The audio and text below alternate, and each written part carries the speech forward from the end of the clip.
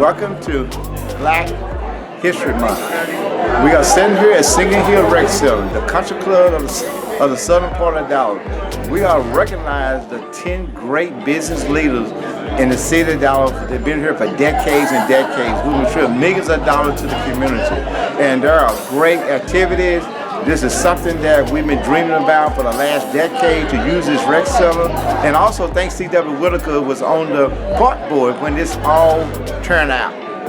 We are here today, this morning, to recognize 10 great business people like Curtis King with T-Ball, with Johnny King with Papa Dough, Roland Perry with McDonald's, Albert Black with On Toilet, former state representative Helen Guinness. We also have Brenda Jackson, people with TX Shooting many years ago. So, and many more. You know, and Delta King, also Johnny King's wife here. So there are many more, but we just getting to make sure people don't forget Black history for the people who live in today. Thank you. How you doing, sir? You know, I'm doing well, and you? I'm doing great. So good to see you. All right, congratulations on your... Thank you. All right, now who's this lovely lady with you? My wife, Doris, 45 years today. All right. How many years? 45. 45, and all the way live. He's a keeper. I keep him. All right. I like him too, so, okay. Congratulations, brother. So what's your award for today? You need to know what it is. That means you have to be there to do it. And when I do it one time, everybody will know. All right. And how are you today? I'm great, thank you. All right. Well, I know you. And how are you doing? Wonderful, thank you so much. All right. Okay. Hi, happy to be here, meeting new friends. Okay. Good morning. Hello, nice to be here.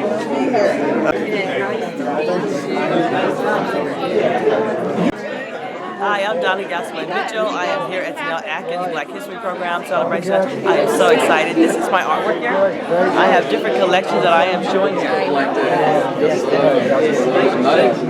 It is beautiful. Oh yeah. So y'all can hit me up on Facebook at Donnie Gasman Mitchell. And how can they contact you?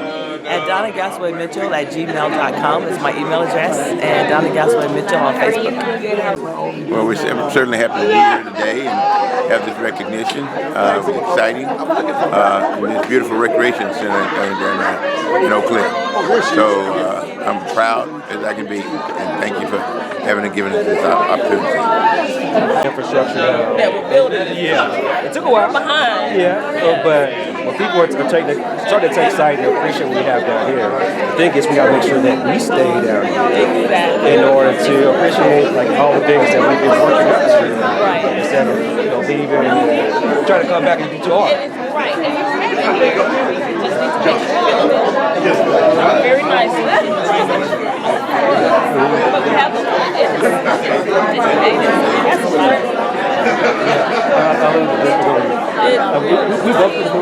And they were the first to put a light rail and a COD stop here before the rec center did. We move everything just for them.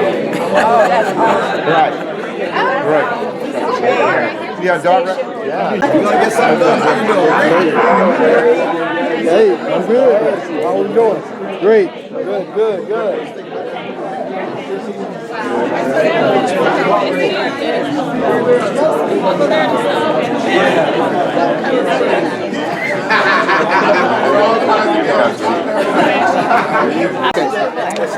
Tennell, Black history is American history, and we have nothing without Got it. it done, didn't we? All right.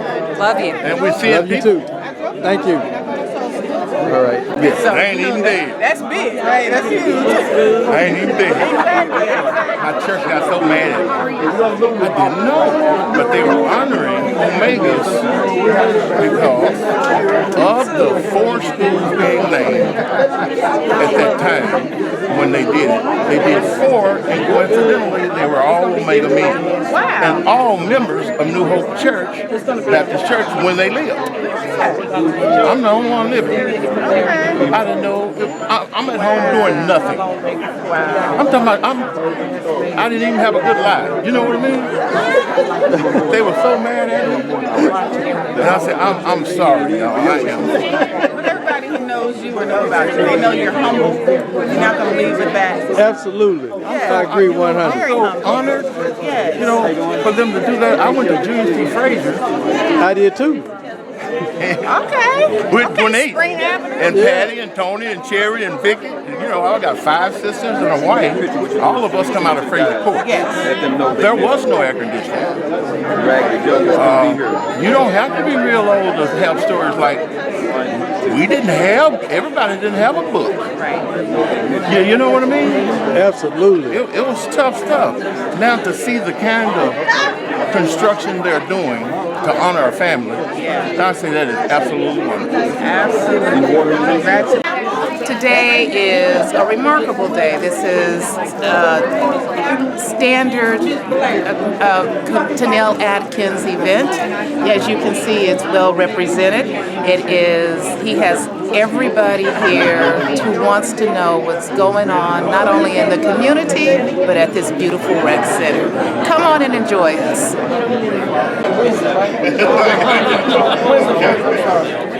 Thursday and Friday.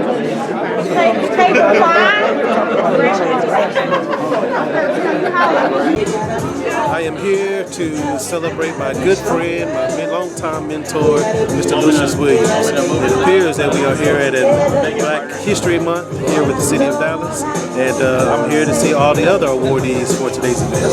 So I'm Steve Mason, and I'm the mayor of the City of Cedarville.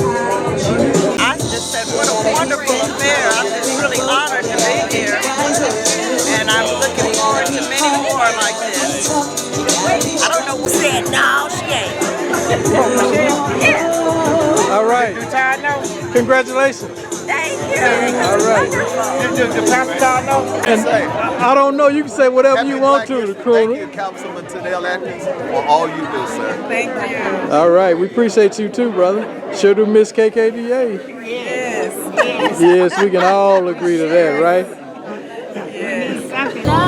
Howdy. Old time friends from way back in the day. Way back. That's right. All right. The original guys. Only my true friends from that point. I know that's right. And just wait, but we're gonna do something fun. Oh, look, I didn't know you were sitting here. I'm talking Crooner in the house. Oh my goodness.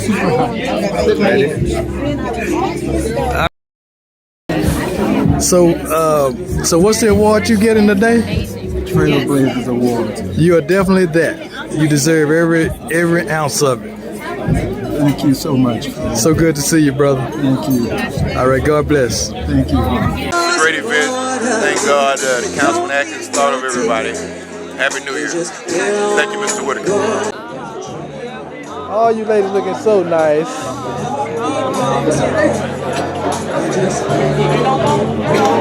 In District 8, we have 5 rec centers, and we turn all our rec centers during the holidays, everything into the country club. Because we do not have in a hotel in a banquet room in the southern part of Dallas. So welcome to our country club, and welcome to our home. With that, we'll be very quick and patient.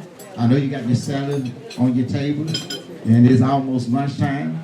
So we're going to do the prayer real quick so you eat the salad so they can serve you, okay? And we're going to do the prayer will be my pastor, Todd Atkins, the Salem Institution Baptist Church. Amen. Can you join me in prayer? Father, we're so grateful for this time of celebration of the things you have done for this great race of people. Father, we're grateful. We ask that your blessing will cover the food that we're about to receive. We thank you for those who saw fit to prepare it and those who are serving it. Father, we ask that your blessing will overflow all of us. It's in your name we do pray. And everyone who loved him said together, amen. Amen. Okay, with that, I'm going to kind of change the program around a little bit, and so they can start serving. And we also had the honor to be here to represent the city of Dallas, but also over 12 or 13,000 employees work for him. And he is the boss of City Hall, of the city of Dallas. He is the city manager. He runs the city manager. We just a policy maker, but he everyday activities go on. that's the man you need to talk to. Policy maker, we're going to talk to policy, but the employees, I just have maybe 4 employees. There's a city manager, the city secretary, the city audit, and the city attorney. Those are all my employees. All those employees work for him. So without further remark, there's here's a remark from T.C. Broadneck, our best city manager in America.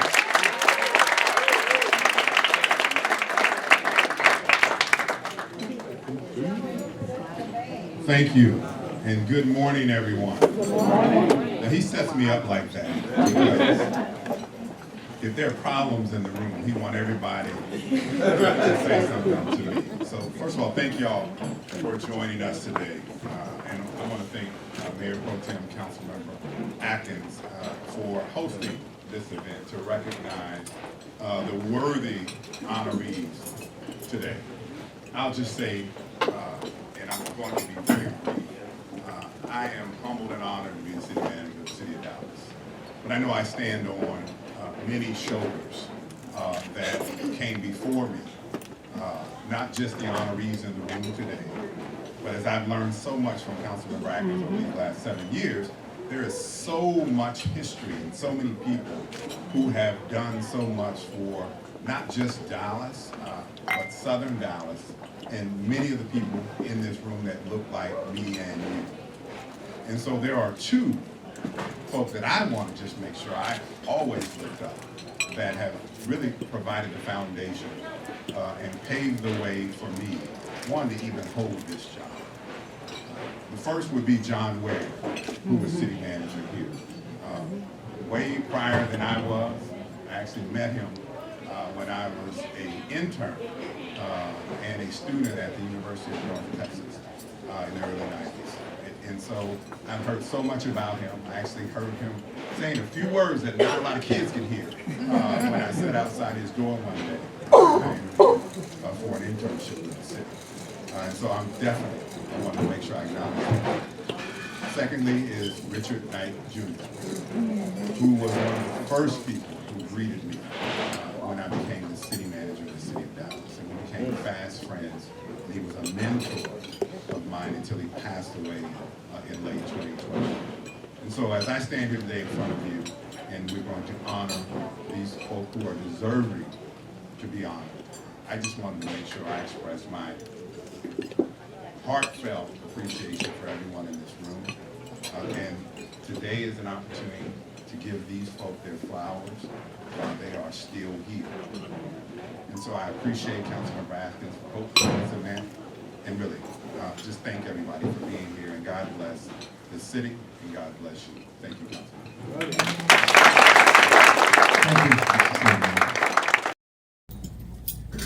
Black History Month is crucial and will serve to highlight the significance of recognizing and celebrating the achievement, contribution, and struggles of Black individuals currently throughout history. This dedication must serve as a reminder to honor the resilience and impact of Black leaders who have played pivotal roles in shaping various aspects of society, from civil rights, culture, to science, to art, political, and business. Understand and acknowledge this rich history occurs in Black pride, removing stereotypes, and promote the appreciation that Black communities deserve, that shape our world in the past and present future. The Black Servant Leader Award recognizes Black community leaders and their personal contribution. It is my pleasure to acknowledge the 2024 Black History Servant Leadership Award honorees. The last term as your Mayor Pro Tem of the city of Dallas, it was important that the city of Dallas celebrate the hard work and servant leadership to Albert Black Jr., the Honorable Helen Geddes, Brenda Jackson, Curtis King, Dr. Devlin, Jay King, Johnny King Jr., Roland Parrish, Hawata Williams, Eve Williams, and the last most not least, the elder of the honorary Lucian L. Williams. Thank you for joining me in this celebration. I hope that all their legacy can carry on to our next generation to come. With that, Michelle, presentation.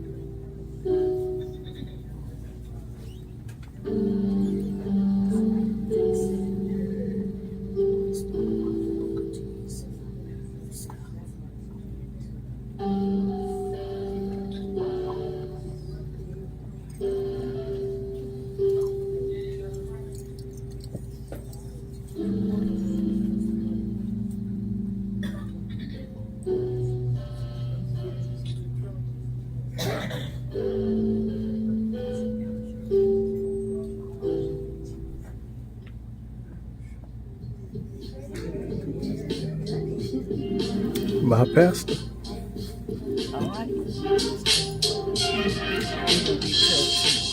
Yeah. My pastor for 29 years.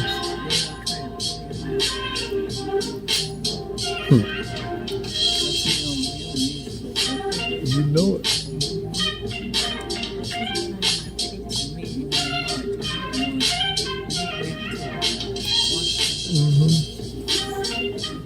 Yeah, you need to find that. You need to find that. I know I had to find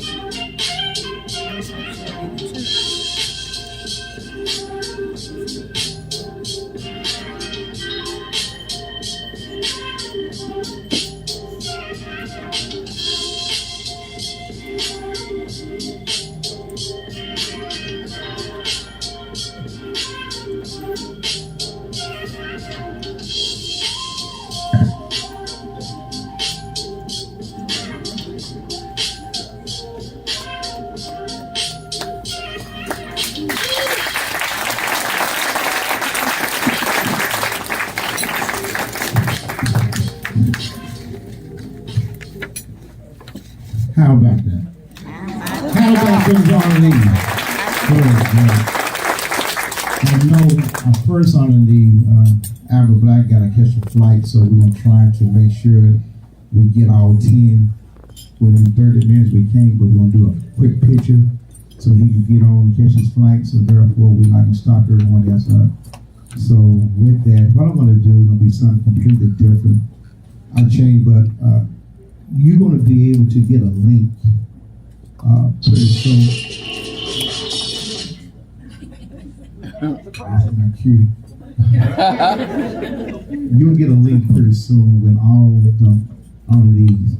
And that link will be about 45 minutes to 55 minutes. We're not going to show it here, but we'll give you the link. They went into the studio and they told them about who they are and about their business. And we feel like we'll take all your time to do that, so we'll spend half your morning, afternoon here in Senior Hill. So we're going to give that, and you will see from their own voices, their own tone, what they have accomplished. I think it's better for them to tell a story than I to tell a story and try to read all they about. So when we get that, hopefully we do have a rough draft. We did, we do the studio, and thank each and every one of y'all going to the studio. I mean, we got one of the best studio in Fairport, and people just don't know. Is that right, Arnie? First class studio. We got the best. So we need to use it more often. Definitely need to use it. But with that, what we're going to do is kind of different. We're going to call in alphabetical order Albert Black Jr., Executive Chairman of Target Supply Logistics Ltd. Up. And we're going to give him a mic. We're going to give everybody, Councilman, give him 3 minutes when I start walking this way. You know what that means, right? 3 minutes up, right? When I start walking, about 2 minutes. So we'll get Albert Black Jr. the mic first. And he's going to tell, 3 minutes about who he is and what he'll accomplish and stuff like that. Then we'll go to the next person, and we're going to close it. The remark. First, let's give it up to Albert Black Jr.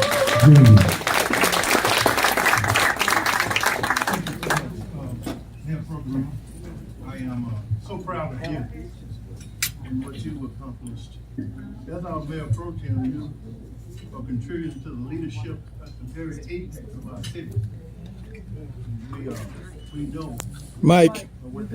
Mike.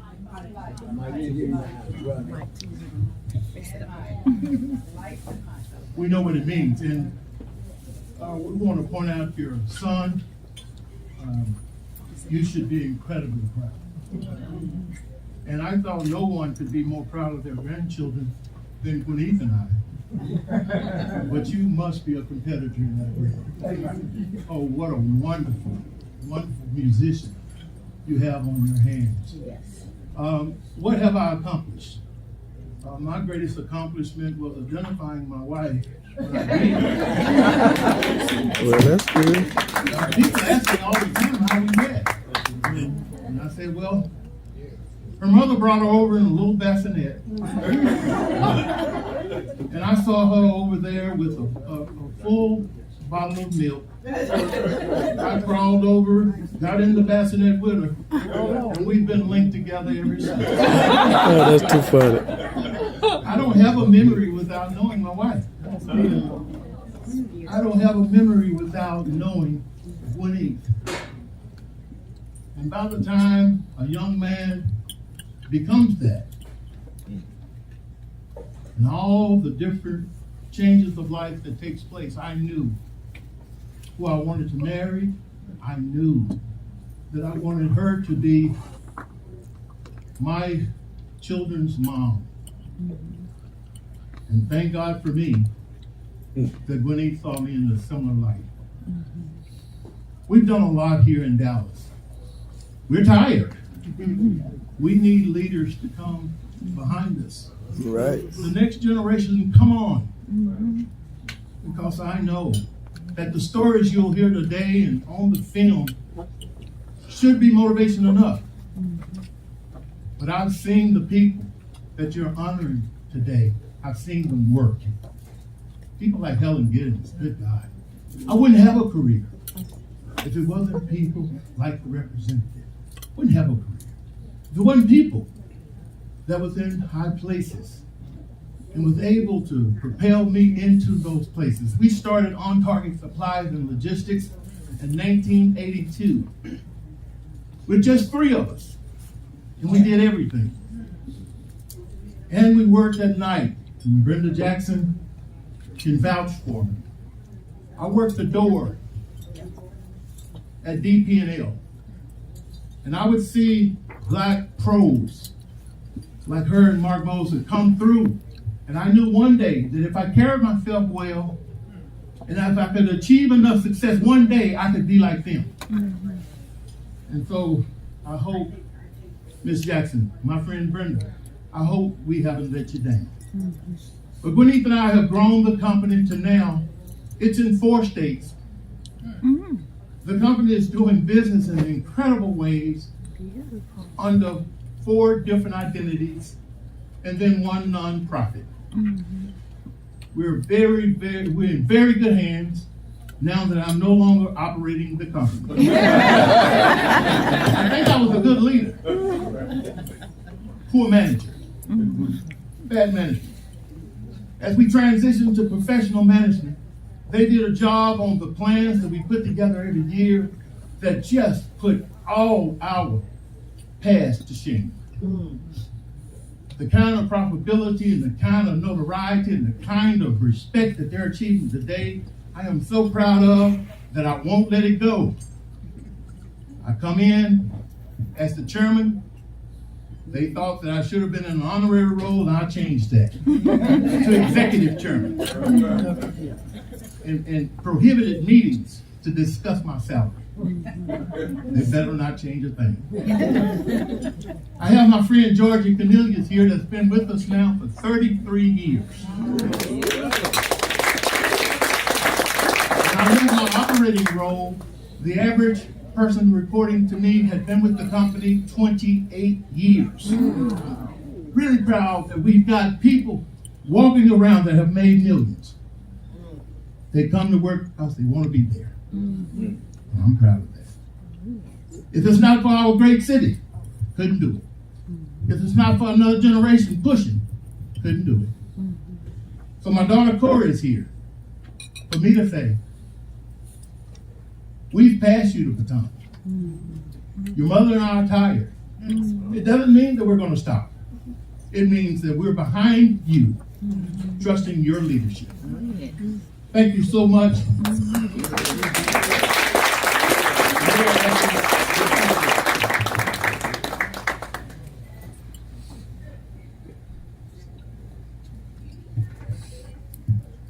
Helen Giddens, state representative.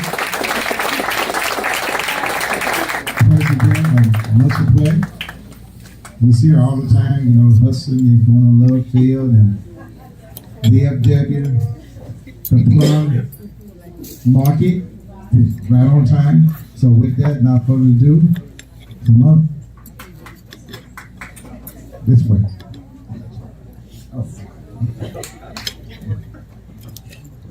Thank you very, very much, Mayor Pro Tem. And I first want to thank you for your vision for bringing us together in an extraordinary event such as this. So thank you very much for that. And then I want to congratulate all of the members of the Servant Award recipients today. I know all of them, and they are all so very deserving of this award.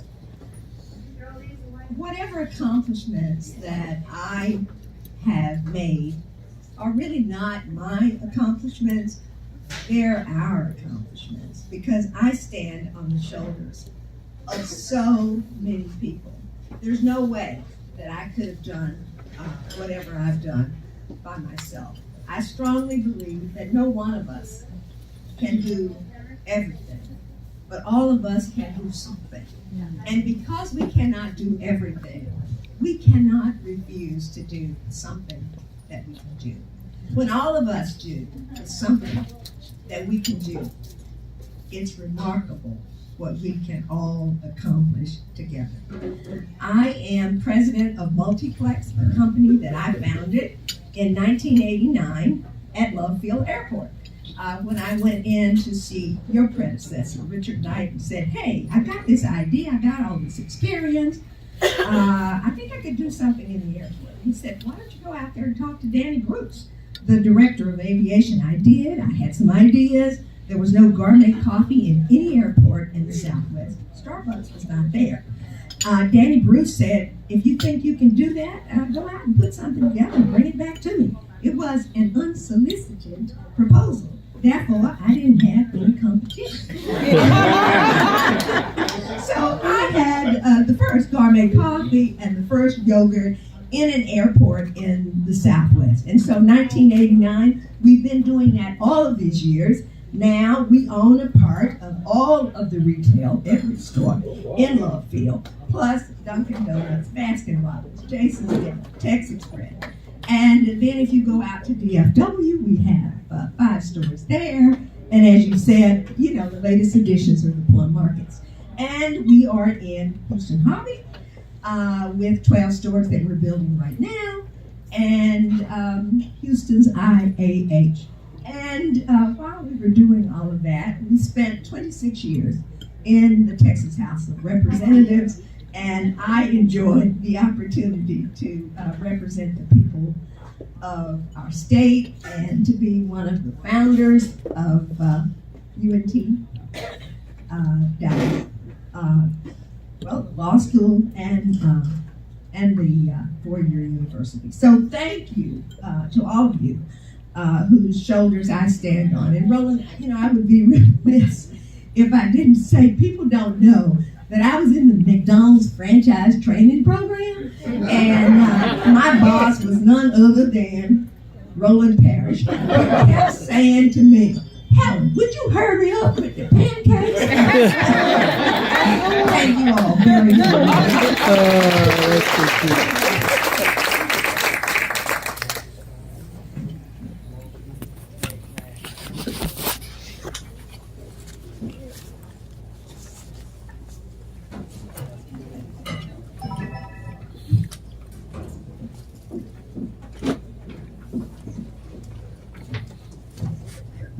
Brenda Jackson. Now, a whole lot of people don't realize who Brenda Jackson is. If you remember Encore? Yes. Get off, come back on, guess who she is? Brenda Jackson. And so with that, she was the chief customer operator for Encore. Let's give it up to Brenda Jackson.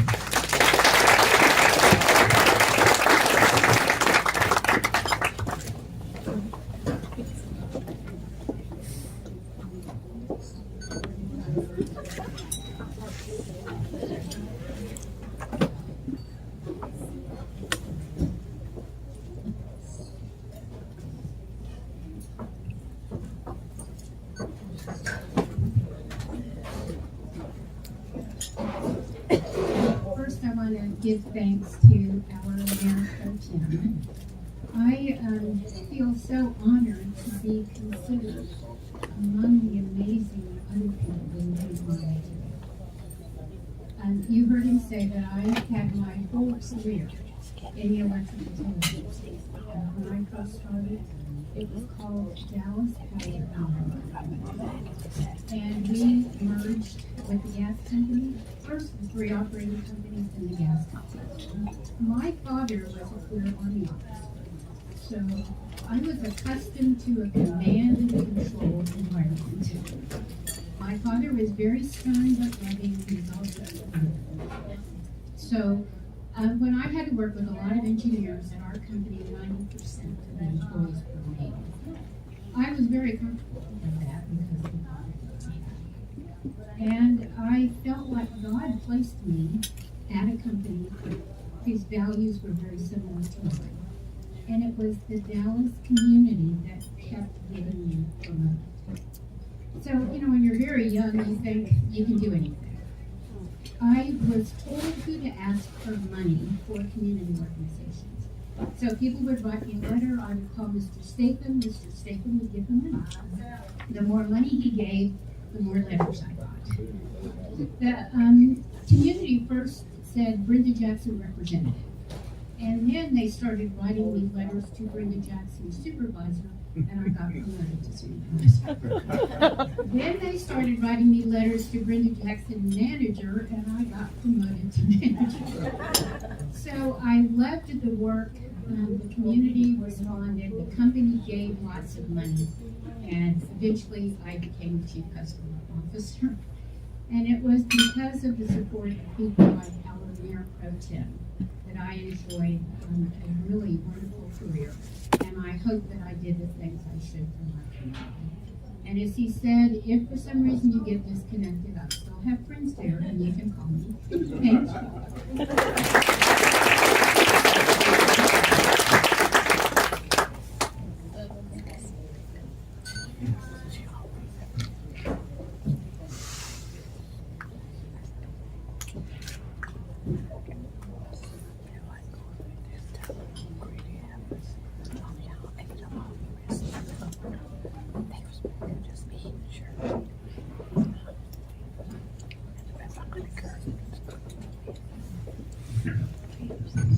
We've got the Kings coming. So, Johnny King should be my fraternity, but I'm called Dr. Deborah King first because she is the queen of the house.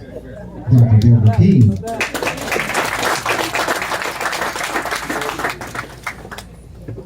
This one who's ready to run everything. She got that doctor in front of her now.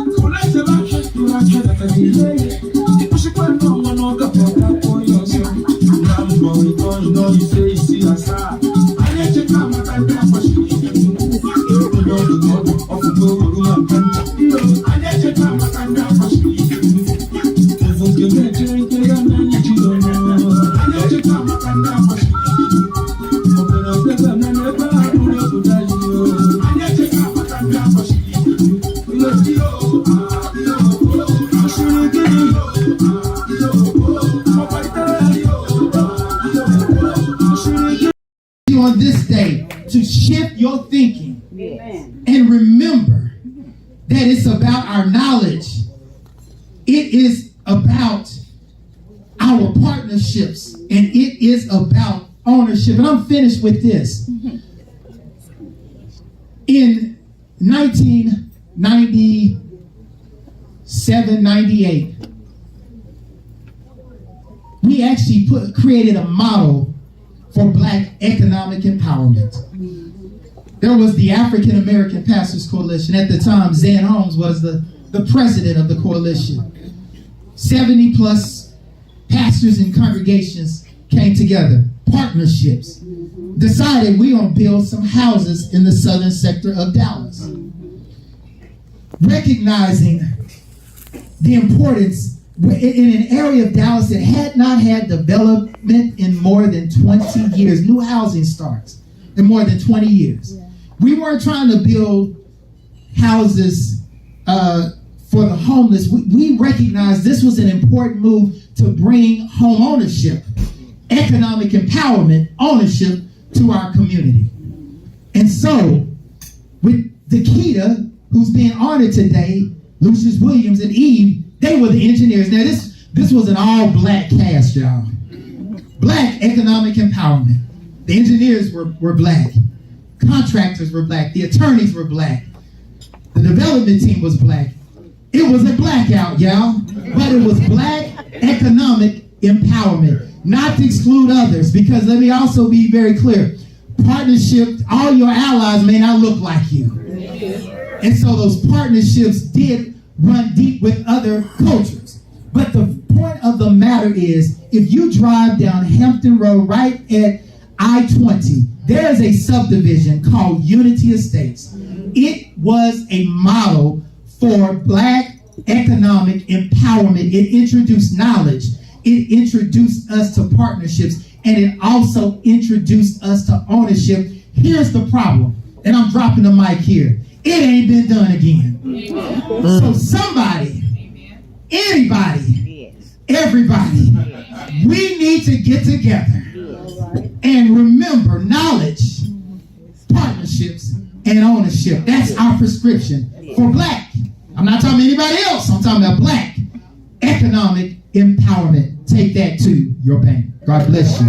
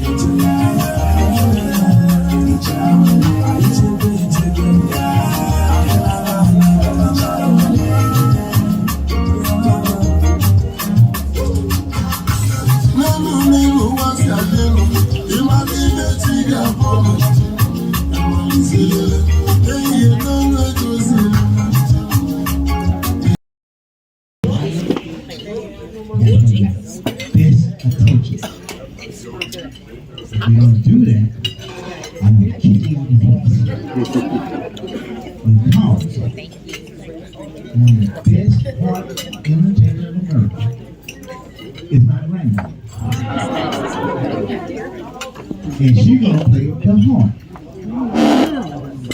And I asked her, why do you take the violin, the trumpet, and all these other instruments?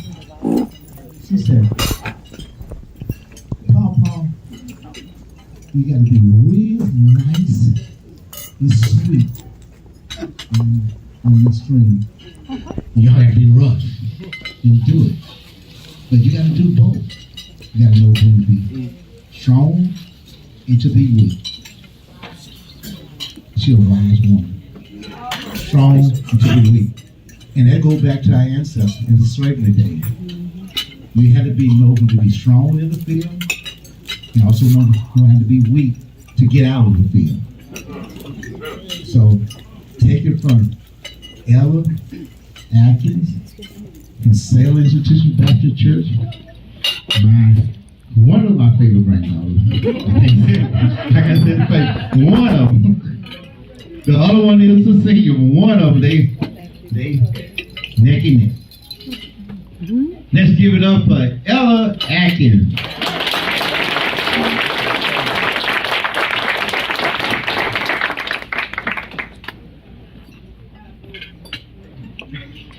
Thank you.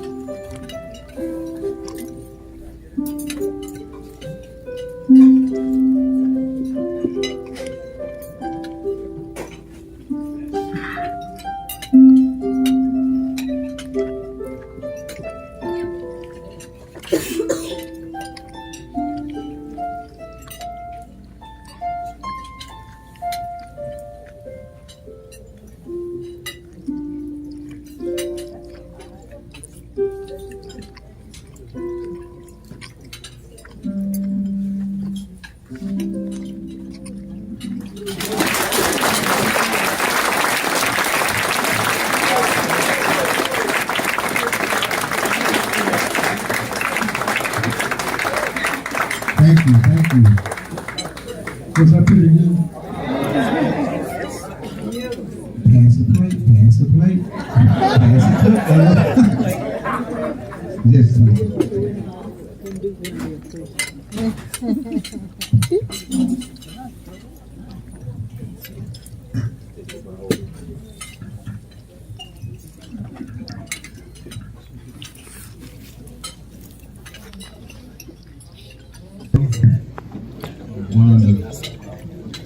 one of the best churches. We say all the churches will get in trouble. One of the best churches in Dallas, Texas. One of the best universities in America, Southern Methodist University. I hear some Longhorns out there. Horn frogs, Red Raiders, all those things. SMU is first. Amen to that. We have one player. SMU Super Bowl, right? Right. Southern Methodist University. Just give him a shout out. But according to one of the best football players, also Ricky, Pastor Rick Butler from SMU, St. Louis Community University Church. Also developed many years ago and still doing it. But he had a calling for God and preach the word. And if you don't know who is Pastor Butler is, he is a great speaker. Kind words, and he is go from 1-year-old to 99 years of age. And with that, no further ado, just give it up to Pastor Butler from St. Louis Community United Methodist Church.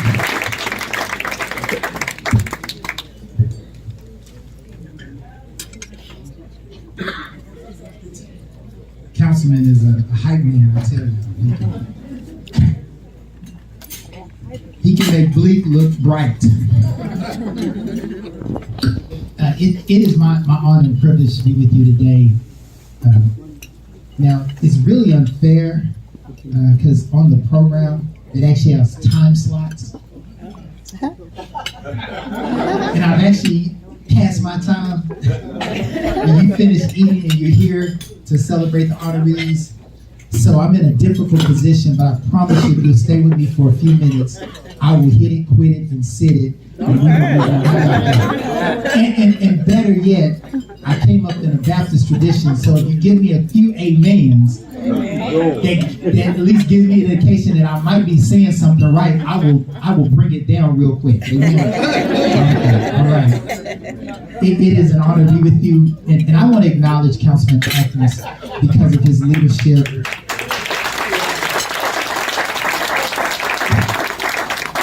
And nobody else in Dallas could get this cadre of individuals we can celebrate. I mean, this is a Hall of Fame of North Texas, y'all, when we think about African American leaders. There are others out there, but these are some incredible individuals, and I've had the honor to work with many of them and have been blessed to help them. They've mentored me and helped me along my journey, so I'm so grateful and humbled to actually be able to offer some keynote remarks on this day. And in particular, I have to acknowledge one person who's one of our honorees because she's a member of our church, and that is none other than Helen Giddens. I love everybody else, I gotta lift up our own. And because of you and the doors that you've opened for individuals like myself and generations following, I just want to say thank you. But I just have a question for us on today, and that is, where do we go from here? We're celebrating it's Black History Month, but in the words of Dr. King, his last book, where do we go from here? And I just want to get to the point. I think the last frontier, we've experienced educational advancements, civil rights, voter rights is, teetering, y'all. But the last frontier that remains, I believe, the most challenging door to break through is economic empowerment. It remains. And I want you to think about this. It's no coincidence that MLK, Dr. Martin Luther King Jr., was assassinated shortly after he transitioned from civil rights to economic rights. It's no coincidence. So I think I have a few church folk up in here. It's no coincidence that Jesus was arrested after he ran the money changers out of the temple. Come on now. And so economic empowerment is that last frontier for us as a community. And if I can drop anchor on a specific parable that was delivered by my favorite person who ever lived, Jesus. In Matthew the 25th chapter, if you remember, now for those of you who've been to Sunday school, if you just acknowledge, I won't read the text. I won't even talk a lot about it, but I think there are a couple of nuggets in it that I think helps to move us along. If you remember in the 25th chapter, verse 14, Jesus tells a parable of the talent, which represents money, denarii. And in another text, they refer to it as a gold bags. So bags with resources. And he had 3 servants. One servant, he tells, he gave 5 bags to. Another servant he gave 2 to, and one servant he gave 1 bag. And if you remember, in that story, he leaves the 2 that were given, the 5 and the 2, they went out and doubled it.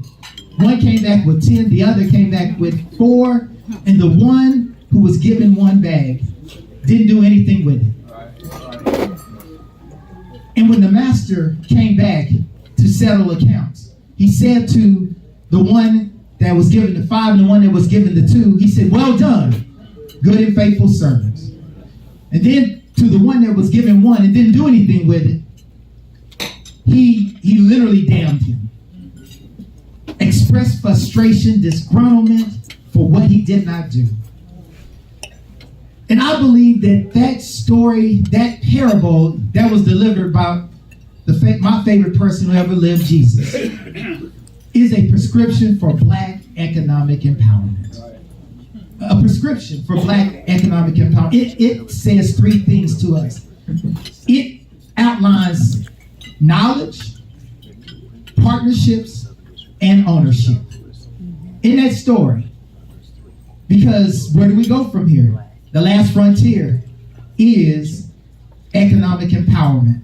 From a knowledge standpoint, if you remember, the master gave talents, as the story says, according to their abilities. In other words, the one that he gave 5 to and the one that he gave 2 to had some more abilities. I will submit abilities to knowledge.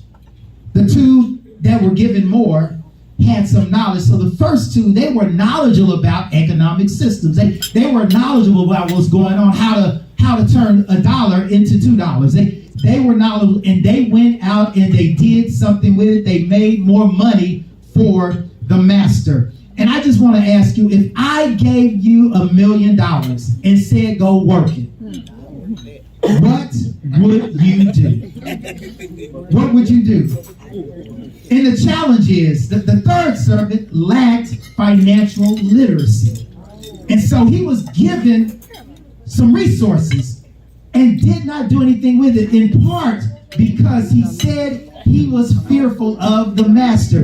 The 3rd servant was led by fear. We cannot be led by fear. We must be led by knowledge. Fear will drive us to make bad decisions, but knowledge equips us and empowers us and allows us to move forward and make bold, sound decisions that turn investments into major returns. And those who are being honored today, they figured out how to take a little bit and turn a whole lot into it. And fear is not the operating system that we should operate by. My brothers and my sisters, the 3rd servant operated on fear, and I want to encourage us today that we should not operate on fear. The 3rd servant wasn't willing to increase his or her knowledge. Knowledge is power, beloved. And I want you to remember this. We need to continue to focus on what I call God knowledge.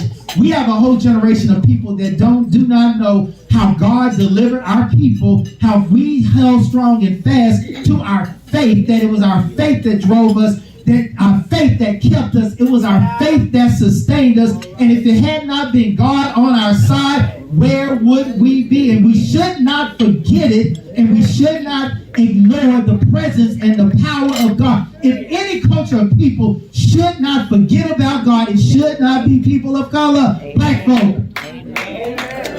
Amen. So knowledge of our God and knowledge of our culture. You know, when I was growing up, we may not have gotten black history in the school, but you got it at church. Come on now. And today, it's been written out of schools, and you go to church and you don't get it. So we will have a whole generation that does not know its history, that is not rooted and grounded in our tradition and understanding of our history. And we've got to reclaim that cultural knowledge. I don't care if you know how many followers Taylor Swift has or her latest CD. I need you to also understand who Madam C.J. Walker is. Say that. that knowledge, and not just our cultural knowledge, but we need to be financially knowledgeable. Yes. Financially knowledgeable. That means some of us need to be reading the Wall Street Journal or the Financial Times. Some of us need to be studying Booker T. Washington and Madam C.J. Walker and Reginald Lewis and Robert Smith and Victor McFarlane and Bob Johnson and Kenneth Chenault, and if we go a little closer, Roland Parrish and Lucius Williams and Hiawatha Williams and Brenda Jackson and Eve Warren. We need to be studying our people who have shown us how to make some things happen. Yes. Beloved, I just want to challenge us that this parable is a prescription for our economic empowerment. Knowledge is critical to this game. The other thing that this parable teaches is not just knowledge, it also informs us about partnerships. Think about this, y'all. You have these 3 individuals. One was given 5, he turned it into 10. Another was given 2, turned it into 4. The third one did nothing with it. Why didn't they think about pooling their resources together? Well, what if they decided to bring their bags together? What if they decided to bring their knowledge, their understanding, their relationships, their networks, their connections, and decided to work together? Because if they were successful on their own, what kind of success could they have had collectively? They could have done more with the collective than they did on their own. We must see the value of coming together. The author Heather McGee, in her book, The Sum of Us, talks about how coming together isn't a zero-sum game. It is a win-win scenario for us in our community. The power of partnerships. You know, when you begin at a disadvantage, you may need a partnership. When you start off the race behind, you need a partnership. When you're 45 years economically behind, you need some partnerships. When slavery held you back, you need some partnerships. When you never got your 40 acres and a mule, you need some partnerships. When Jim Crow was the rule of law, you need some partnerships. When in the book, Richard Rothstein outlines in The Color of Law that the federal laws in the 1930s expanded home ownership but excluded black folk and introduced redlining. You need partnerships. The power of partnerships. Partnerships will accelerate your progress. Partnerships will expand the pie and reduce exposure to the risk. Partnerships level the playing field. Partnerships align everyone's interests. Partnerships assess that the left out and the left behind are also included. Partnerships make it easier for us to advance, and it also allows us to realize that it's not about me and it's more about the bigger picture than me. Partnerships affirm that we're all in this together. Partnerships produce win-win possibilities. Partnerships lift up all participants. Even the third person in this story probably could have been saved had he been in a partnership. Right. Think about this. The power of compound interest. So if they came together, they had all collectively had 15 bags. If they had come together, the compound interest would have equated to more than 30 plus. And really 40 bags. The power of partnerships today, my friends. The power of partnerships. The last thing this parable informs us on this day, and that is not only partnerships and not only knowledge that we're called to, but this concept of ownership, y'all. Ownership. Do we understand the economic system we operate in here in the United States? Do we fully comprehend? My favorite person says, render unto Caesar what is Caesar's. In other words, do you understand the system and how do you work the system? And how do we transact in this system? Well, y'all, you know what we value in this system: capital and ownership. Capital and ownership. In this parable, Jesus outlines that the master invited those who were able to do something. The story says, he said, come share in your master's happiness. And the word share literally means ownership. Think about it. How many of you bought some shares in some stock? Ownership. In other words, I am saying to us on this day, we are being invited to develop an ownership mindset. Not in understand this, you don't have to own 100%, but some percent is better than 0%. Ownership. Owners don't consume, they produce. Owners build. Owners are in it for the long haul. Owners know their worth and value. Owners are patient. Owners don't rush, but know how to wait. Owners don't follow crowds. They set trends. Owners have faith. Owners see every decision as an investment. Owners are patient. Owners study. Owners are disciplined. Owners know if it's too good to be true, it's probably too good to be true. Owners keep their word. Owners learn from others' mistakes. Owners don't know it all. They listen to wise counsel. Owners know their most valuable trait is their integrity.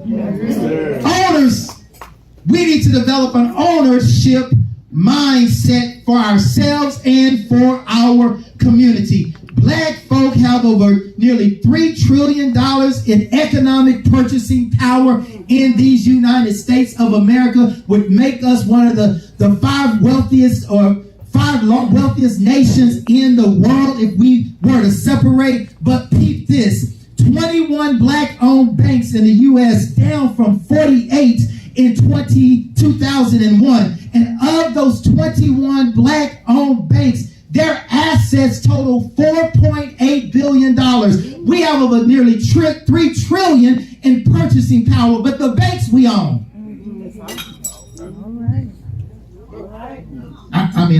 I know y'all not feeling that, but that's the truth. Ownership is part of economic empowerment.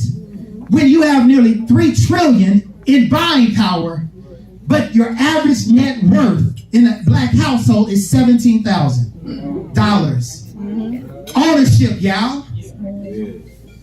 We are the best consumers known to man. We drive the best cars. They know us at Neiman's. Many of us live above our means. We may wear the most expensive wares.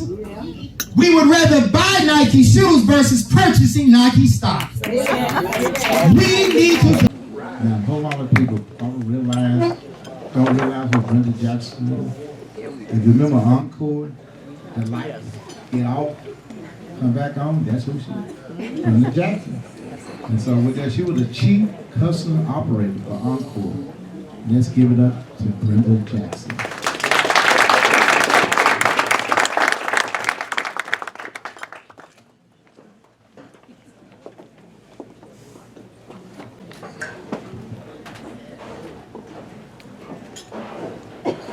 First, I want to give thanks to our Mayor Pro Tem. I feel so honored to be considered among the amazing other people that have been honored today.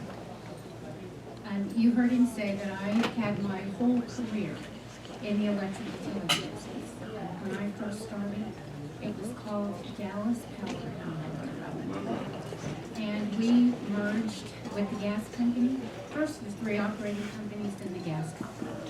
My father was a career Army officer, so I was accustomed to a command and control environment. My father was very stern but loving. He's also loving. So when I had to work with a lot of engineers at our company, 90% of the employees were male. I was very comfortable with that because of the father that I had. And I felt like God placed me at a company whose values were very similar to mine. And it was the Dallas community that kept getting me promoted. So, you know, when you're very young, you think you can do anything. I was told who to ask for money for community organizations. So people would write me a letter, I would call Mr. Statham would give the money. The more money he gave, the more letters I got. The community first said Brenda Jackson representative. And then they started writing me letters to Brenda Jackson supervisor, and I got promoted to supervisor. Then they started writing me letters to Brenda Jackson manager, and I got promoted to manager. So I loved the work. The community responded. The company gave lots of money, and eventually I became the chief customer officer. And it was because of the support of people like our Mayor Pro Tem that I enjoyed a really wonderful career, and I hope that I did the things I should for my community. And as he said, if for some reason you get disconnected, I still have friends there, and you can call me. Thank you.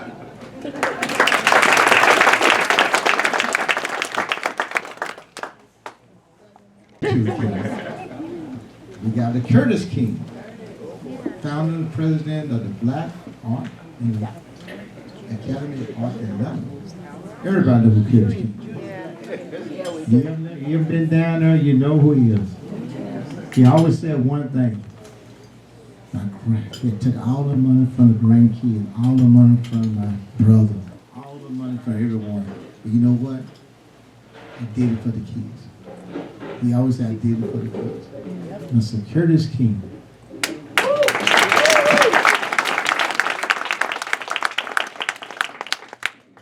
All praise to God, who's the center of life, source, and universe. Thank you, Mr. Mayor, Mayor Pro Tem, City Manager, Broadnash, Ms. Rosa Fleming, and I say that because all these individuals are part of our partnership that we have. I'm a little black kid from the south of Coldwater, Mississippi, and I've never heard it before. Good. It's 20 miles south of Memphis, Tennessee, and black kid that growing up in the South never had in the wilds of my imagination that I could have been standing on 51 Highway. As a kid, grandparents came out of the cotton fields and listened and watched Martin Luther King and the march from Memphis to Jackson, Mississippi. My father was working in Memphis and could not get out of Memphis because of what happened in the civil rights civil rights movement. As a result of that, as a kid, I used to hear the people in the marches singing the song, "Ain't Gonna Let Nobody Turn Me Around." And the closer they got, the music got bigger. The further they moved away, the music became faint. And I created a project called Black Music and the Civil Rights Movement Concert, of which I have received 4 Emmy Awards. I'm grateful to God for all the things that He's done. Members of the council have been very supportive. Yvonne Ewell, I call Speak Your Name, Kathleen Gilliam, Al Lipscomb, Diane Ragsdale, John Wally Price. When people said that we couldn't do it, we did it anyway. Yeah. And when I came here as a black kid from the South, I put $250 of my own money to create an institution for a young artist who was playing a few moments ago. I put my money in the institution for young artists who participate in our program that we have a partnership with the Dallas Independent School District. Young man right now, 11 years old, playing the young Michael Jackson on the Broadway tour. I put my money because there's a young woman on Broadway right now who's doing a lead role in Anne Juliet, Rachel Webb. I put my money in because a young kid who was identified at the Black Academy of Arts and Letters 3 years ago that played the young Tina Turner on Broadway and then played the young Aretha Franklin with Jennifer Hudson. I love what I do. The Black Academy is not my life, the Black Academy is my work. And there's a difference. I'm not going to tell you all the stuff. For 9 years, we did not have a place to go. It was people like members of the council who voted for us to make sure that we had a place to go. We are now, after 9 years of not having a home, we're now located on the corner of the Dallas Convention Center Theater Complex. The only African American, the only arts institution in America that's housed in that kind of building. So I'm grateful to God. Amen. I will close and say this, what Langston Hughes says. Well, son, I'll tell you. Life for me ain't been no crystal stair. It's had tacks and spinners and boards torn up and places with no carpet on the floor. Bare, but all the time I've been climbing on and reaching landings and turning corners and sometimes going in the dark where there ain't been no light. Come on. So Curtis, don't you fall now. Yeah. Don't you get on them steps because you find it kind of hard. You got to keep going. And the last thing I'll say is my grandfather said. When people talk about being poor, I've never been poor. My grandfather said, when you have your hands out, keep your hands out and ask people to pay you for what I've earned and beg no man for nothing. So I'm grateful to God. I'm grateful to be a part of a group of people who have embraced me, who have supported the institution. And people say, we're doing it for you. No, you're not doing it for me. You're doing it for a generation. I'm not here to save a child. I'm here to save a generation. Yes. So all of you who say you love me, come to the Black Academy of Arts and Letters. If you've never been there, you should be ashamed of yourself. The great, I speak your name, Honorable Etta Bernice Johnson, donated a garment to us that's in our gallery now. And when I went to her service and saw that picture of her in that garment on the back of the program, so look at God. Come to the Black Academy of Arts and Letters. It's your institution. Now, my commercial pitch is, we take American Express, Visa, MasterCard, and post-dated check. Thank you very much.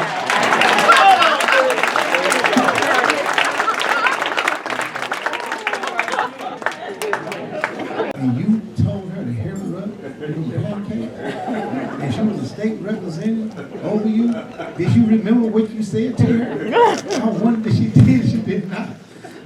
But Roland Parrish, owner, CEO of Parrish Restaurant Ltd. You next time.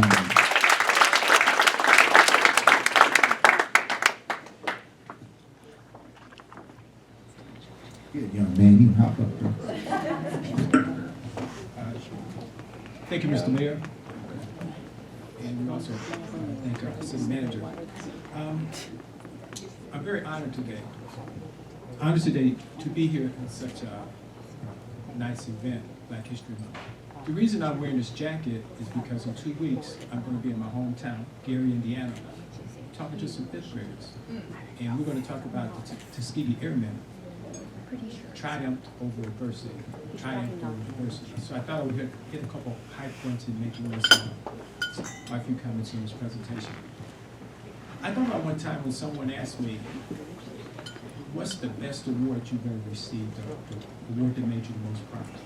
A college student asked me that. And I told him that was when one of my father's cousins at a family reunion said, well, I want to talk to you tomorrow. Let's have breakfast. I'm proud of you. I kept saying I'm so proud of you. So I'm thinking, what does he want to talk to me about? Business, athlete, scholar, whatever. And we sat down, he said, I'm proud because you took care of your parents. So I'm from Gary, Indiana, but the last 5 years of my parents' life, I was able to bring them down to Texas. They had to stay at Presbyterian Village, but I could afford for both of them to stay there. And I felt like I extended their life. And so, you know, honor your father, I know that that days may be longer, but it's lame, so what that God did. I think it's something, I received a message when I applied to be a McDonald's franchisee, and I opened the letter, and it had a big reject. And how I was able, I never filled out another application, but I was able to get in because when I worked for Exxon Corporation 13 years, I saved my money, Mr. Williams. I had to run service stations. I ran service stations with an MBA from Purdue University, an undergrad, in Lehigh, Arkansas. I ran service stations in Jackson. Who was from Coldwater? Curtis? Jackson, Mississippi, Lehigh, Arkansas, Dayton, Cuba, Alabama. And because of that, I got the opportunity to train 2 years free at McDonald's, working 50 hours a week for Exxon, 50 hours a week for Exxon, 10 hours commuting, and 25 hours a week in a restaurant for free. Not minimum wage, free for 2 years to learn the McDonald's system. When I finally got awarded a restaurant, I was living in Houston, Texas. They awarded me a restaurant in Pleasant Grove. For 10 years, I was up and down the street. I got my second store a year later. I was up and down Buckner Boulevard for 10 years, running service stations, restaurants, I'm sorry, at night, 6 a.m., 5 a.m. opening, coming back, closing at midnight. And you know what kind of mean streets we have out there. I tell my pastor sometimes, Pastor Brother, I thank God that he kept his loving arms of protection around me as I drove up and down those streets. And we talk about it, you know, the black people used to go to the top of the cliff on Friday. I'll be coming in my crank window Honda, carrying my payroll, taking off my apron, and getting out of the way as they came down in their three-piece suits. And I was going up to my accountant, Dan Jefferson, getting payroll every Friday. So I've come a long way. One of the highest compliments I get now is when people say, Mr. Parrish, are you still in the McDonald's business? Because Luke 12:48, to whom much is given, much is required. Come on, Dad. So 2015, we started a charitable foundation. So a lot of things we support, African American Museum, St. Philip School. We have a clinic named after my parents in Fort Porter, Uganda. Had championship teams. All of my teams won in the last 2 years. Supported soccer, supported soccer, supported Duncanville. Right, another day I said, how I met Coach Sample? I was mopping the floor in one of my 2 McDonald's when he walked in 93. He told me he was going to make a powerhouse out of Lincoln. Okay, but then as I close again, well, when Helen was training. That's what we want to know. Actually, she hadn't run yet. And I come in Pleasant Grove on one Saturday morning and say, you're going to have a trainee. And I look, and here's a very nice automobile parked in my driveway. I'm like, who's driving that automobile? It must be a drug dealer. And then I got this lady cooking in the grill, but yes, she had to cook hot cakes. So, but the thing is, as I close this story, and Pastor Butler, you've heard me say this, it's important to me. This role to me as a black businessman in the community, or just a businessman who happens to be black in the community. A book by Maggie Anderson. She woke up in Chicago 20 years ago. She wanted to find a black-owned grocery store. The whole book goes through, it took her a year to find a black-owned grocery store in Chicago. But in the preface, it talks about, if you spend $100 in these various communities, it'll stay at least 17 to 30 days. Jewish, Anglo, Asian community. But if you spend $100 retail in a black community, you know how long it stays and churns in that community? 1 time. 6 hours. So if you look at the businesses I support, black Harvard trained attorney, black CPA, black payroll, black security, black photographers, and on, a black even consultant for trash. So I know my role as a black businessman in the black community. Black newspapers, I advertise in the black newspapers. So we've got to partner, as Pastor Butler says, but this role, A.G. Gaston, John H. Johnson, Reginald Lewis, even the new guys, LeBron, Jay-Z, Nipsey Hussle, I read about them and what they say to do in the community, and hopefully you remember me, not as a hamburger guy, but a guy that gives back to the community. And that always give back and family, and he will tell you his stories. But he had been a legacy in the city of Dallas for many, many years, and always giving back to the community. Martha Williams.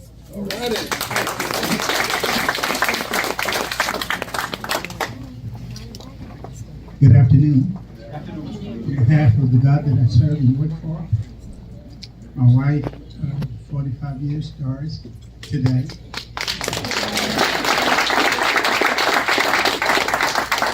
This this is the only time you'll come in third in my life. Mr. Atkins, thank you so much. In 1987, we opened the first store on Ledbetter in Bonneville. 18 years prior to that, I worked for Church's Fried Chicken. 18 years. Prior to that, I worked for my father for 18 years. All of my life, I've been working for someone. I asked my wife if my sons could take over so I could have some time for myself. The journey has been long and just long. It's not hard, it's just long. It's just work. But I thank the city of Dallas. All of you who are here today. From this boy from the cotton fields of South Texas. You can't know how much I appreciate this honor. You can't know how much I appreciate the city of Dallas. You can't know how much I appreciate all of those customers who trusted us with their dollar in exchange for something that we did. Didn't do it well sometimes, but you still came and supported us. So my hope and my request from you is don't discount what we do. Don't discount me as 3/5 of a man. Don't discount all of us who are in business who look like me. Don't do that. Roland is my hero in the business community.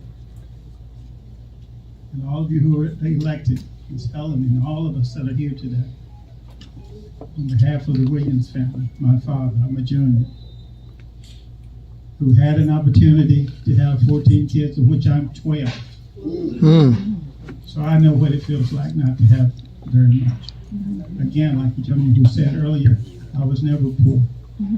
My daddy trained me, taught me how to be rich, because he taught me how to work. My day started at 5 o'clock in the morning, in the country at about 10. I never changed that. So for those of you who don't speak well of what we do, for those of you who don't think there's a future in what we do, for those of you who think that I don't take pride with what I do, for those of you who think that working hard is beneath us all of a sudden, we've forgotten about who we are. Hard work, whatever you do, I chose to do what I do. I love what I do. So when you ask me, what do I do? I pick up trash on the parking lot. I cook chicken. I take money to the bank. So I consider myself, in terms of what I do, as important as President Obama's job. So when I see your kids, don't discount what we do. And again, the city of Dallas, and all of you who are here, from the bottom of my heart, I love and thank you for this great honor on behalf of my father and all of those who work with me. God bless you.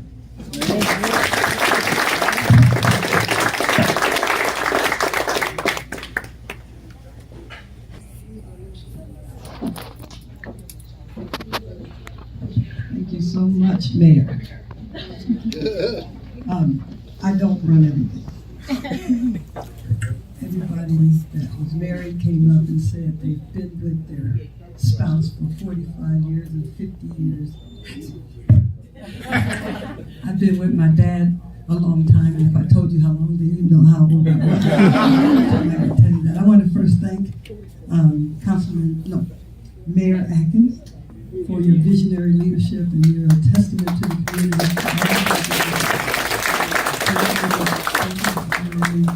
I'm rarely on social media because I don't go out and brag what we do. We just show you. We've been in the southern sector doing a lot of work. As Pastor Richie said, we were back in '97, did one of the very first subdivisions. But you know, all of it comes with good work and hard work. And one of the things that you have to remember is that you have to pour into others. My parents poured into me for excellence. There was no half doing nothing. Whether it was cleaning the toilets or cooking, there was no half. There was was no halfway doing it. And so I am pouring that further into my daughter, who one day, she's right there, will be standing here accepting the same way. And that's important to me, and it's important for us to continue that generational, they say generational wealth, I'm gonna say generational attitude, because it's all about your emotional intelligence and how well you do your job. Not just to do a job, but to do it well. Even when they ask you to stay up past midnight and work, you get it done, because that's what we have to do. And that is the testament of the key and how we've worked so hard. When I came to Dallas, I came here, I was supposed to be going to medical school. And I came here in the summer before medical school, and I never went back home. My mama sent my daddy down here, and then he didn't come back.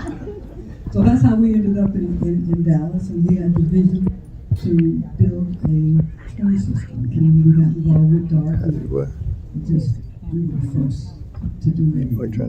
First prime contract at the airport, first prime contract with sewer dam, microwaves drainage system, Fort Worth County. We did it all. But that, that shouldn't stop with, what's amazing is that this is the first inaugural event of the Black History Servant Award. And again, here I am being the first. I don't mind being the first, but let's make sure that I am not the last. Let's keep it going and reach one, teach one, to whom much is given. Much is required. And that's what I stand on, and that's what my testimony is. But if it wasn't for my dad, who would follow me instead of me following him, in this instance, it wouldn't be for me, because that man is incredible. He is the godfather. And so I'm going to introduce him. Changing program. That's what I do. I'm going to introduce him because he is my mentor. He has done so much for small businesses, other black businesses that have come along in Dallas. I've seen them all come through the door. What should I do? He would give them advice. I kept asking him, why all these people, young men? Steve Mason, he's gone. Mayor seated here. A lot of these guys, he mentored. And so for that, I am grateful. And I just wanted y'all to appreciate him. Don't worry about me. But that man is the man.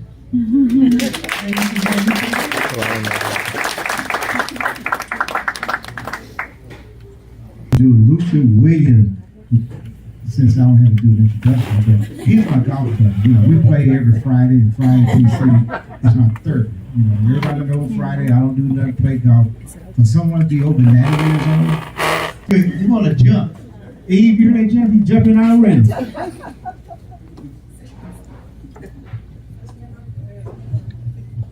Thank you, Mayor Pro Tem.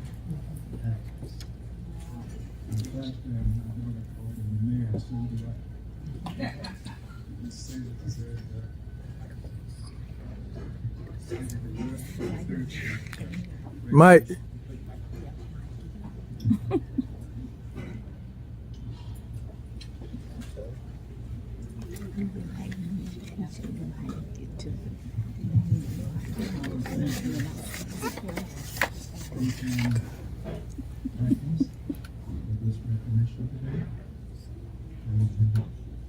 Honoring me.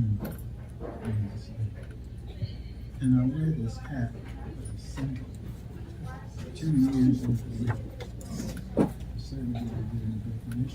Talking to Mike. We close the world and we do. In 1979, I woke into the day right up to my car and asked for $6,000 to start my firm, the Kia Engineering, 45 years ago. And we're certain it's been successful. So we enjoy our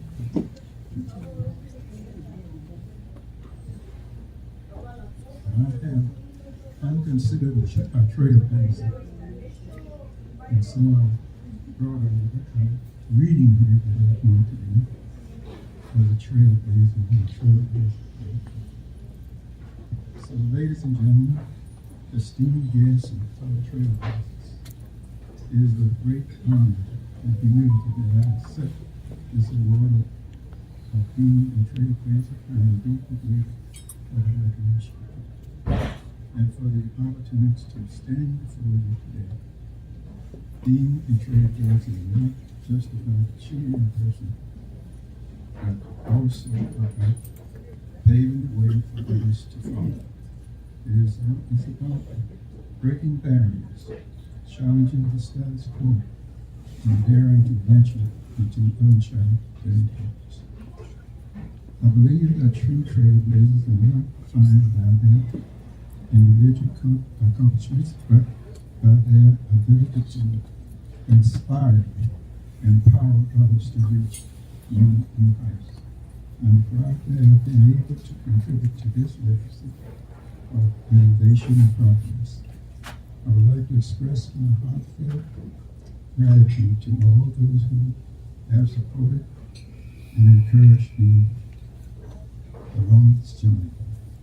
This award is testament to the collective effort of the community of like-minded individuals who share a vision for a better future. As I stand here today, I am reminded of the words of the greatest trailblazer, Nelson Mandela, who said, "Always seems impossible until it's done." Let us continue to push the boundaries of what is possible and inspire others to join us on this important journey. Thank you, Mayor Atkins, for this servant leadership. Lord, I am truly humbled and inspired to continue serving the communities and building new trails for the betterment of people. Thank you.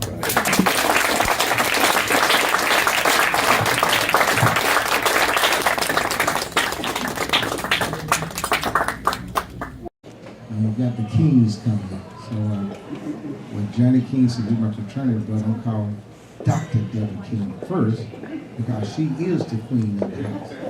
Dr. Deborah King. Boy, this is a beautiful scene here.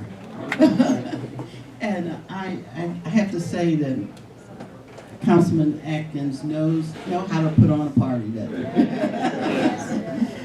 This has been just very educational, just looking at the dances, the beautiful music by your granddaughter.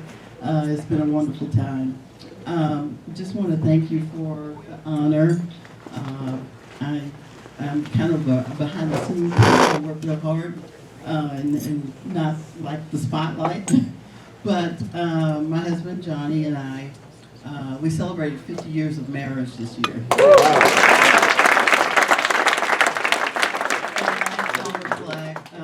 Everything that we have done, we've done together.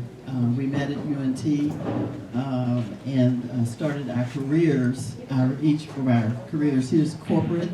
I had a lifetime dream of being a psychologist.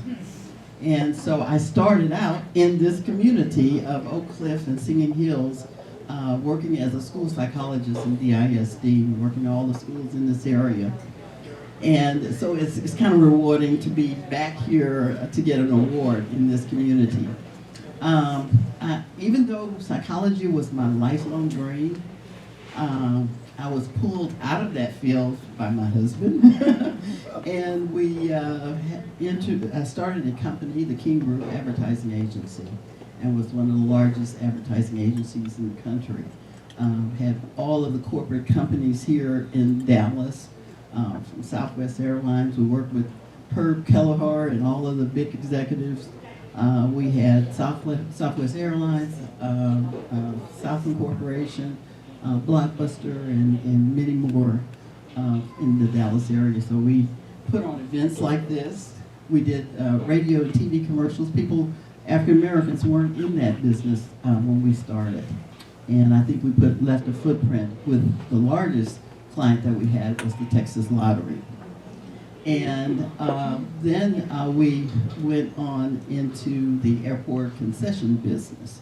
So we own 7 Papados and Papacitos at DFW Airport and 4 TGI Fridays restaurants. And folks say, well, how did y'all get into the restaurant business? Do y'all like to cook? No, we don't. But all of these, the restaurants that we have were actually our clients in the advertising business. So we developed relationships. So one of the things that I tell kids, first of all, education is important. In order to be successful, getting a good, solid education, being willing to learn new things. I had 4 different careers in my life. Never thought I'd go from one thing to another, but being flexible and willing to learn new things. And tenacity, being just hard slave drivers, working hard, doing the things that you need to do, putting in the time, putting in the hours, and that's what we did to be successful. And so I appreciate this award, and I'm sure Johnny is going to fill in the blanks.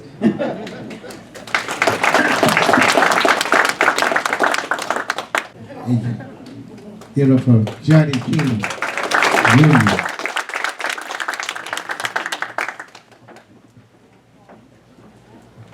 Thank you, Councilman Atkins.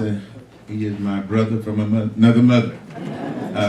One night I was on the phone with Councilman Atkins, and we were going at it as we do. I said they just did a cookie cutter, just bam and bam, and we were just going at it and going at it. And I got off the phone, and Del said, "What are you, Tennell, mad about?" And that's where we talk to each other. What do you mean? It's my boy. First of all, thank you again. I think Dr. King covered a lot of what I would have said. So I just think I want to talk a little bit personally. You know, I've been blessed with 2 women in my life, my mother and my mother. And I remember as a young man, I was in high school, and I came home.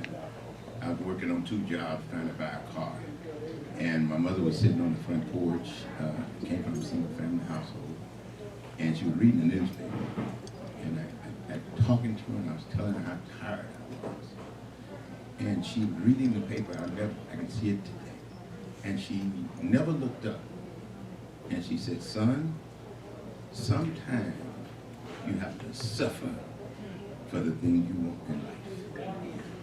And from that day on, I never complained about hard work. I never complained. I looked at hard work as something that was natural. She taught me that I had to be relentless in my pursuit of success. Success does not come easy. And Del and I learned over the years not to talk about the pain, because nobody cares. Nobody cares about hearing about the late nights and the 2 o'clock in the mornings and weekends. Nobody cares about that. But they can see the results. And I was blessed in the second half of my life with a wonderful wife. Howard just jumped up here ahead of me. I was going to do that too. So I'm not taking a hint out for him. But I was blessed in North Texas State University to find this young lady. Frankly, we came together because of our fraternity and sorority. When I went to North Texas, one of my Lion brothers said, "You know, we're going to be brothers to those AKA. They're the baddest women on campus." So I said, "Okay, let's do that." But you know, she's been a rock and the only person that I know that I've ever met that could outwork me. You know, you hear me talking about the work and the tenacity, but you know, I was lucky and fortunate to have someone who understood that if we rode together, the boat moved a lot faster. And if we rode together, we get a lot further. And if we rode together, we can win. And one day stand on this stage, be recognized by you great folks. I think that's all I have to say. Thank you again for this award. It's always nice to be recognized. Like Delva said, we don't look for recognition. That's not something in our DNA. We just want our work to speak for it. Thank you very much.